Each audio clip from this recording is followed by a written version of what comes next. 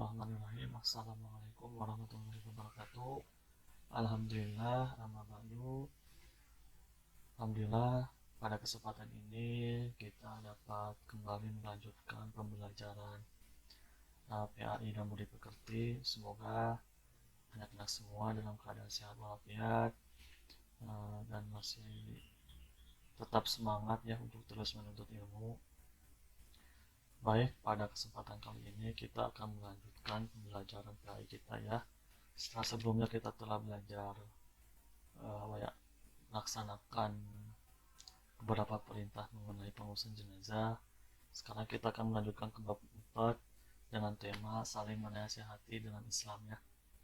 Yang di dalamnya itu ada khutbah, tabligh dan dakwah.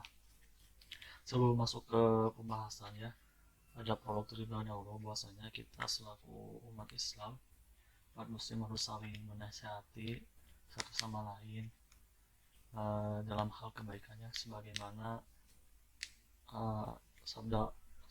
firman Allah SWT dalam surat Al-Asr ya, yang isinya A'udzubillahi minasyaitonirrajim, Bismillahirrahmanirrahim, wal 'ashr innal insana lafi khusr illal ladzina amanu wa 'amilus shalihati wa tawassaw bil haqqi wa tawassaw bis sabr, yang artinya wal 'ashr, demi masa, innal insana lafi khusr, sungguhnya semua umat manusia dalam kerugian, illal ladzina amanu, kecuali orang-orang yang beriman, wa 'amilus shalihat, dan yang beramal soleh atau mengerjakan kebaikan, wa tawassaw bil haqq, dan yang saling menasihati dalam kebaikan, wa tawassaw bis sabr, dan yang saling menasihati dalam kesabaran. Ayat ini menjelaskan bahwasanya seluruh umat manusia, seluruh umat muslim itu pada dasarnya itu berada dalam kerugian. Kenapa dalam kerugian? Karena kita hidup di dunia itu di dunia yang hina ini ya, yang hina, yang penuh dengan fitnah. Hidup di dunia ini penuh dengan fitnah, semuanya dalam kerugian. Illal ladzina amanu, kecuali, tidak semuanya dalam kerugian kecuali orang-orang yang beriman. Ini dikecualikan ya. Jadi orang-orang yang beriman ini tidak akan mendapatkan kerugian di dunia. Terus setelah orang yang beriman, tidak hanya beriman, terus orang yang beramal soleh. Jadi tidak cukup beriman, tapi kita juga harus beramal soleh, mengerjakan kewajiban kita kepada Allah SWT, baik itu sholat, puasa, zakat, ataupun yang lainnya.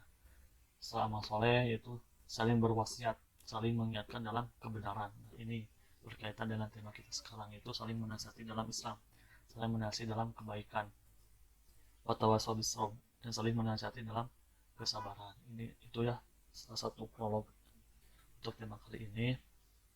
Lanjut ke tema pertama, yaitu khutbah. Salah satu kegiatan saling menasihati dalam kebaikan dalam Islam itu yang pertama khutbah. Mungkin kita sudah tidak asing lagi ya dengan khutbah ini, apalagi untuk kaum Adam ya. Insya Allah tiap Jumat kita selalu melaksanakan khutbah ini. Untuk pengertian khutbah sendiri secara bahasa berasal dari kata khotaba yakhtubu khutbatan, yang artinya memberi nasihat dalam kegiatan ibadah.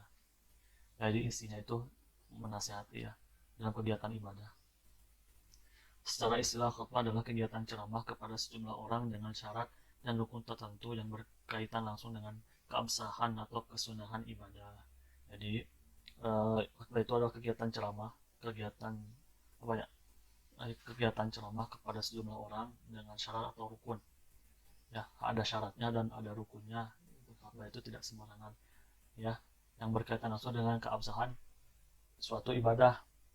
Karena contohnya seperti khutbah Jumatnya, Jumatan itu tidak akan sah apabila tidak dilaksanakan terlebih dahulu khutbah. Makanya itu di sini disebutkan sebagai keabsahan atau kesunahan suatu ibadah. Karena menjadi rukun dalam suatu ibadah. Contohnya seperti ibadah sholat Jumat, itu khutbah itu menjadi rukun dalam sholat Jumat. Apabila tidak ada khutbah maka tidak sah atau tidak jadi khutbah itu. Karena khutbah ini itu ada syarat dan rukunnya, berbeda dengan ceramah atau tabligh kabar seperti biasa. Khutbah itu ada syarat dan rukun yang harus dipenuhi terlebih dahulu. Apabila syarat dan rukun ini tidak dipenuhi, maka khutbah itu tidak syah atau gagal. Untuk syarat dan rukun nanti akan kita jelaskan di selanjutnya ya. Itu untuk pengertian khutbah secara singkat. Selanjutnya itu ada macam-macam khutbah ya. Yang pertama ada khutbah Jumat. yang setiap hari Jumat kita laksanakan ya untuk Ramadan. Selanjutnya itu ada khutbah Idul Fitri atau Idul Adha. Ini tahunannya sifatnya tahunan, setahun sekali, yang berada yang ada ketika sebelum sholat Idul Fitri ya, sholat Idul Fitri ataupun sholat sunat Idul Adha. Itu ada khutbah terlebih dahulu, terus ada khutbah istisqa, itu ada khutbah wukuf bagi yang sedang melaksanakan ibadah umrah atau ibadah haji, khutbah khusyufil syamsi, khutbah gerhana matahari, khutbah khusyufil qamar, khutbah sholat gerhana bulan, khutbah nikah.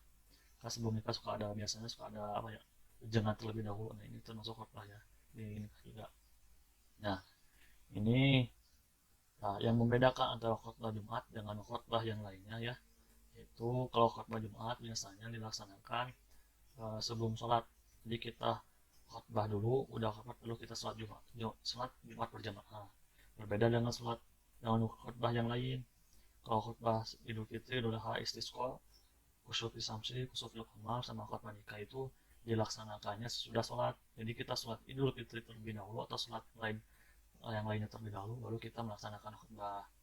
Untuk khutbah wukuf ini hampir sama dengan khutbah Jumatnya. Sholat dulu, udah sholat baru khutbah wukuf. Ini untuk khutbah wukuf sama dengan sholat Jumat untuk tata caranya.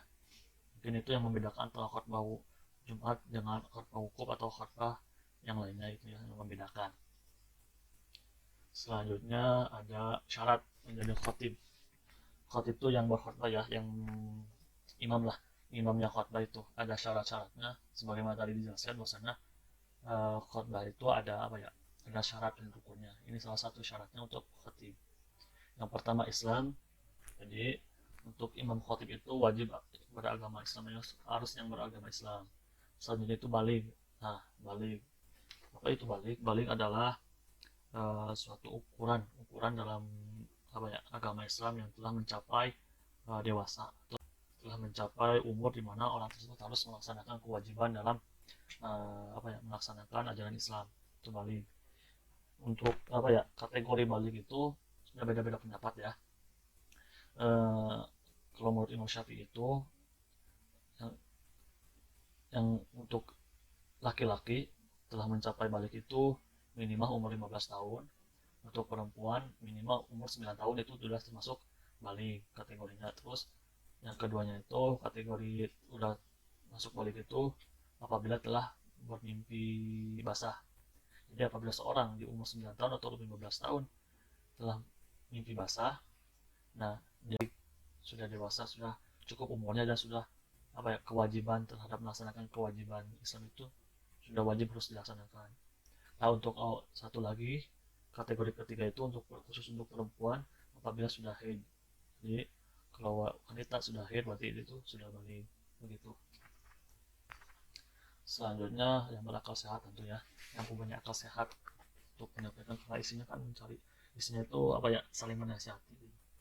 Pas yang berakal sehat selanjutnya itu mengetahui ilmu agama. Tentu jelas ya, yang menjadi imam khatib itu biasanya orang yang sudah paham akan agama Islam, akan Islam sendiri gitu. Karena isinya juga yang berkaitan dengan Islam itu. Selanjutnya ada syarat dua khutbah.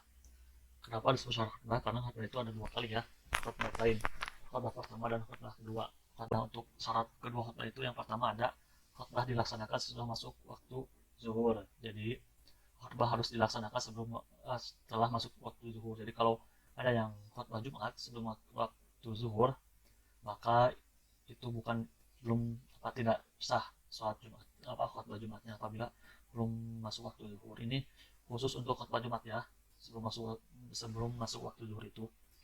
Ataupun untuk khutbah yang lainnya itu bebas waktunya, tergantung kita pelaksanaan sholat yang tadi gitu, yang khutbah yang lain. Selanjutnya itu khatib duduk di antara dua khutbah. Nah ini termasuk syarat ya, yang tadi Bapak jelaskan, maksudnya ada duduk di antara dua khutbah. Selanjutnya ada khutbah diucapkan dengan suara yang keras dan jelas. Harus diucapkan dengan suara yang keras dan jelas. Maka suka pakai mic ya, untuk sekarang pakai mic agar kedengar dari saf pertama sampai saf terakhir itu. Yang terakhir itu tertib itu apa ya, jadi susunannya dari awal sampai akhir itu harus tersusun. Syaratnya ataupun rukun-rukunnya itu harus tersusun dari 1 sampai khutbah itu harus tersusun syarat-syarat atau rukunnya. Selanjutnya ada rukun khutbah. Nah, ini masuk ke rukun khutbah. Sebelum masuk rukun, rukun itu adalah suatu yang harus dilaksanakan ketika kita sebelum melaksanakan suatu perkara atau suatu kegiatan. Sekarang ini ada kita melaksanakan khutbah. Ini ada rukun-rukunnya, maka rukun-rukun ini harus dilaksanakan semuanya. Apabila tidak ada yang dilaksanakan, maka khutbah itu tidak sah atau gagal. Khutbah itu. Nah, untuk rukun yang pertama itu membaca hamdalah.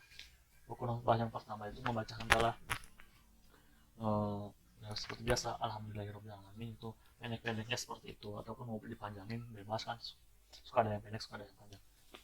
Yang kedua itu membaca 2 kalimat syahadat. Setelah kita membaca hamdalah atau mengucapkan puji kepada Allah SWT, kita membaca 2 kalimat syahadat atau disebut syahadat lain yang mungkin kita udah tahu sebenarnya, asyhadu an la ilaha illallah wa asyhadu anna muhammadar rasulullah. Yang itu setelah kita membaca hamdalah syahadat, selanjutnya kita membaca sholawat. Sholawatnya itu mau panjang ataupun pendek, yang penting kita ada membaca sholawat. Allahumma sholli ala sayyidina Muhammad, segitu juga udah cukup. Kalau mau dipanjangkan boleh. Selanjutnya itu berwasiat takwa.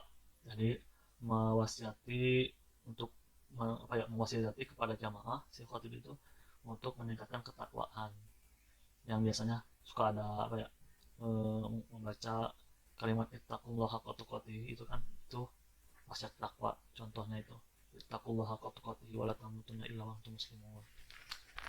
Terus berwasiat takwa selanjutnya itu membaca ayat Al-Quran pada salah satu khutbah,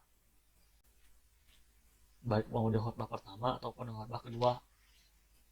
Harus satu ayat ya, minimal satu ayat Al-Quran biasanya. Tapi untuk biasanya kalau khutbah itu membaca ayat Al-Quran itu ya khutbah pertama biasanya membaca ayat Al-Quran sambil menjelaskan kita mau tema menselaraskan dengan tema yang akan kita bahas di khutbah tersebut. Untuk yang terakhir ini, maaf ya sama bapak agak ketulis, yang terakhir itu membacakan doa untuk kaum muslim.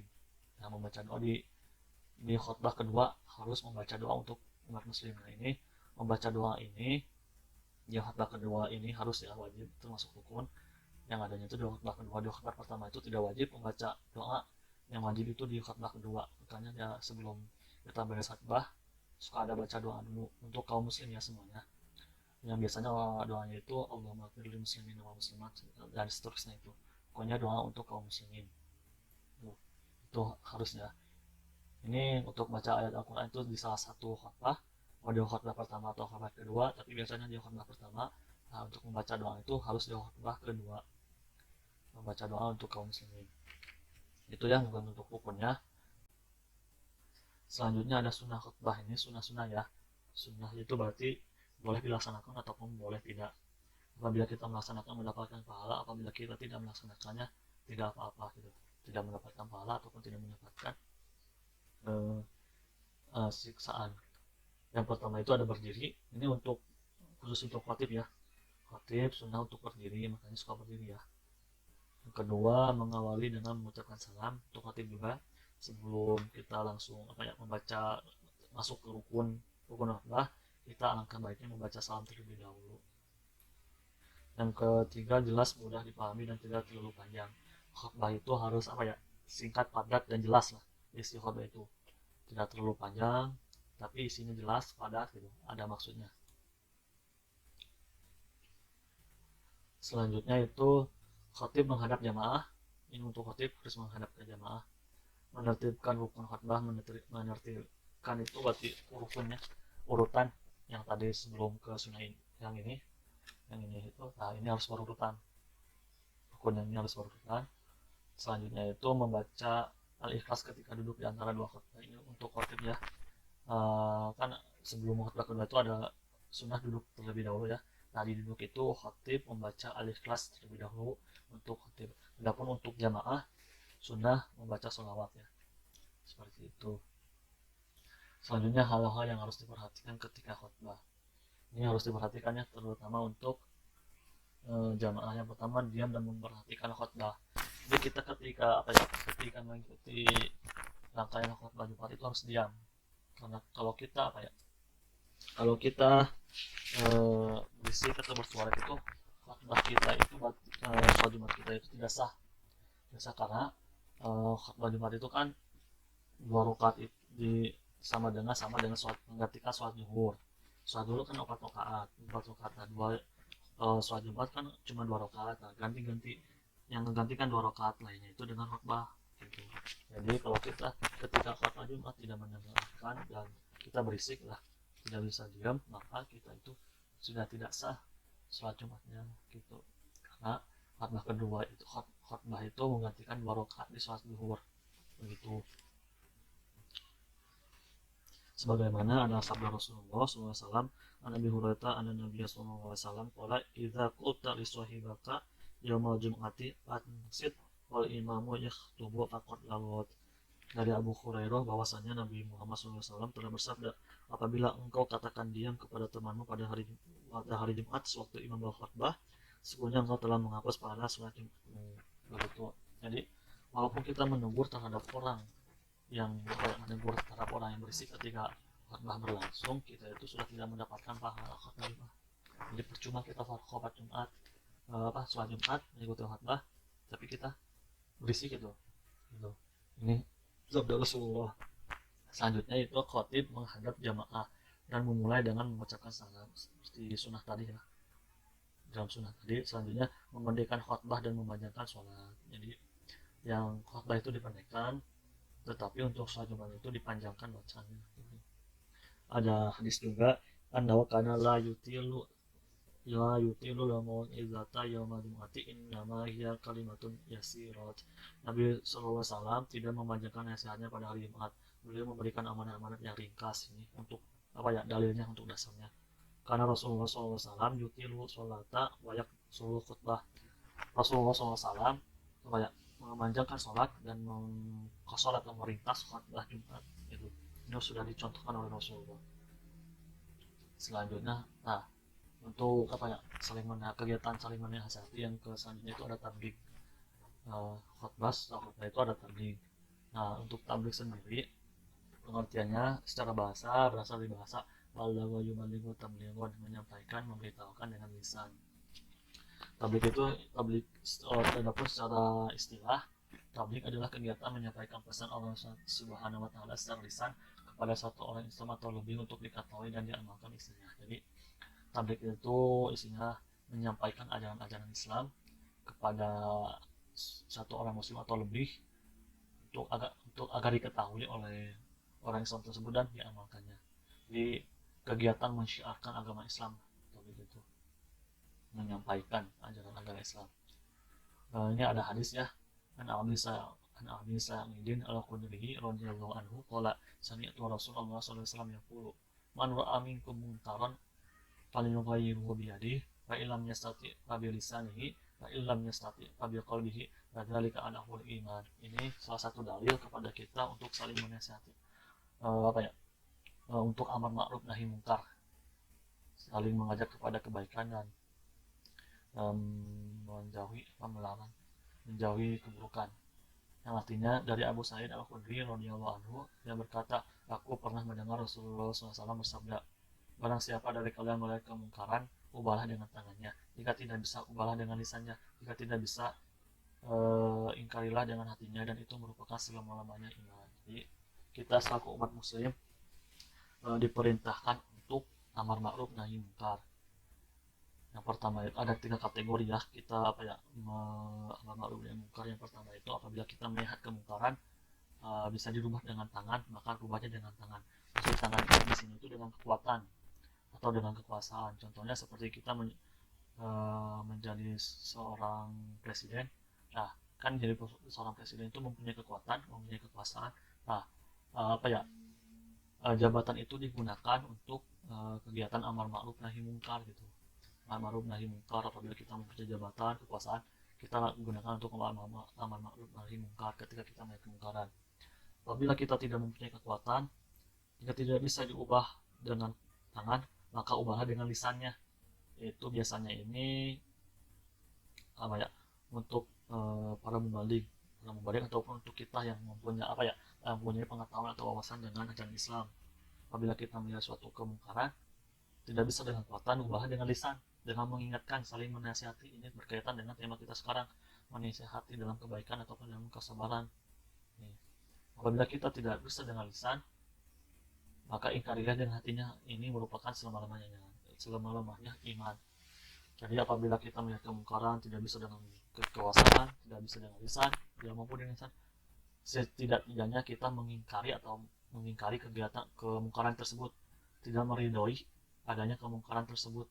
Tapi itu termasuk selama-lamanya orang yang beriman gitu. Menjadi mubalik yang menyampaikan pesan.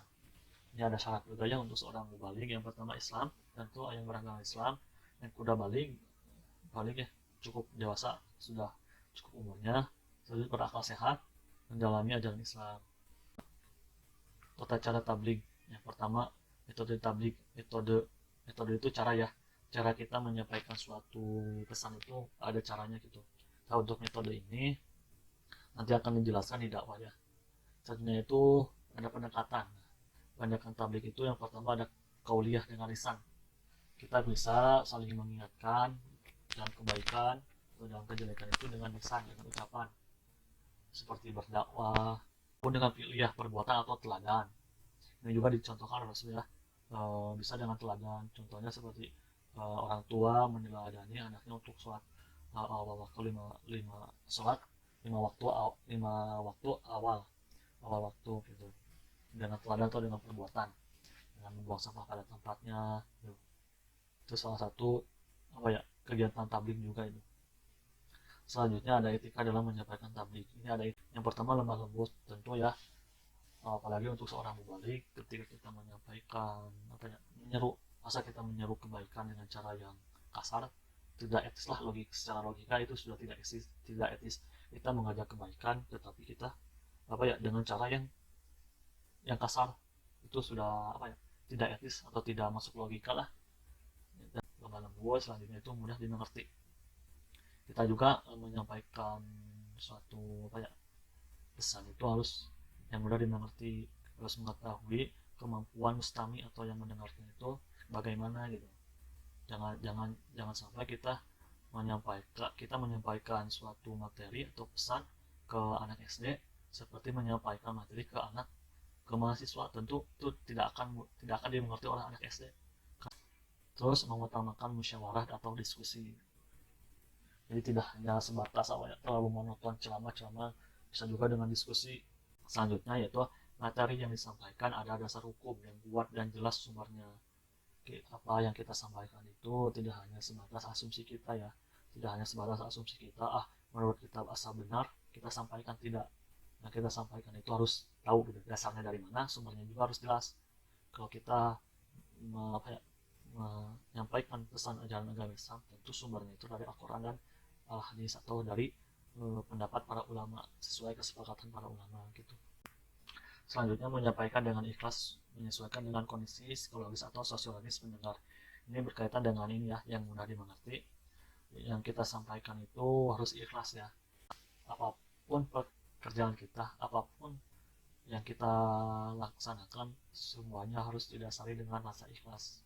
Apabila kita tidak ikhlas, maka tidak percuma kita melaksanakan suatu kebaikan tapi tidak didasari dengan rasa ikhlas atau karena terpaksa, tidak akan mendapatkan apa-apa. Terus harus juga menyesuaikan dengan situasi psikologis atau sosiologis dari mustami itu, untuk menyampaikan tujuannya agar yang kita sampaikan itu bisa diterima oleh para mustami gitu. Selanjutnya tidak menghasut untuk bermusuhan, merusak, berselisih, mencari kesalahan. Kegiatan selanjutnya dalam saling menasihati dalam Islam itu dakwah ya, khotbah, tabligh. Selanjutnya itu dakwah. Dakwah secara bahasa berasal dari kata da'a yad'u da'watan, yang artinya memanggil, menyeru, mengajak kepada suatu hal secara bahasa. Adapun secara istilah, dakwah adalah kegiatan mengajak orang lain, seseorang atau lebih ke jalan Allah SWT secara lisan ataupun perbuatan. Ini sama ya, kegiatan menyeru, dakwah itu menyeru. Ini ada dalilnya ya yang berkaitan dengan dakwah dari surat Ali Imran ayat 104 yang isinya waltakum minkum ummatun yad'una ilal khair wa ya'muruna bil ma'ruf wa yanhauna 'anil munkar wa ulaika humul muflihun. Dan hendaklah ada di antara kamu segolongan umat yang menyeru kepada kebajikan, menyuruh kepada yang ma'ruf dan mencegah dari mungkar. Merekalah orang-orang yang beruntung. Jadi selanjutnya hukum dakwah. Ini hukum dakwah itu ada beberapa pendapat. Yang pertama fardu kifayah, ya menurut sebagian ulama fardu kifayah. Sebagaimana telah dijelaskan di pertemuan sebelumnya bahwasanya fardu kifayah itu wajib untuk sebagian umat saja. Terus ada fardu ain itu wajib secara individu personal. Udah fardu kifayah, kalau fardu kifayah berarti ada sebagian orang yang melaksanakan amar ma'ruf nahi munkar, maka kewajiban itu udah gugur untuk semuanya. Adapun untuk fardu ain berarti kita setiap individu umat muslim itu harus saling mengingatkan dalam kebaikan. Fardu ain. Ini dua pendapat ya. Kita mau mengikuti pendapat gimana boleh silahkan, karena semuanya itu udah kesepakatan para ulama dua-duanya. Selanjutnya itu ada macam-macam dakwah. Yang pertama dakwah bil lisan atau dengan lisan. Kedua dakwah bil hal, dengan perbuatan atau dengan teladan. Tadi ya dijelaskan di tabel juga udah. Selanjutnya ada syarat menjadi dai atau yang menyampaikan pesan atau yang berdakwah. Yang pertama sama Islam, balik juga akal sehat juga, memahami ajaran Islam. Sama ya seperti yang tadi syarat-syaratnya. Nah ini metode dakwah. Dakwah itu ada metodenya atau ada caranya. Ini sama metodenya dengan tadi tabligh ya. Yang pertama hikmah. Maksud hikmah di sini adalah cara dakwah dengan pertimbangan ilmiah yang mendalam tentang unsur-unsur dakwah sehingga mampu menimbulkan kemauan untuk melakukan perbuatan baik dan membawa manfaat. Jadi yang kita sampaikan itu benar-benar suatu kebaikan dan dasarnya itu dari Al-Quran ataupun dari hadis ataupun dari ijtihad para ulama atau pendapat para ulama gitu.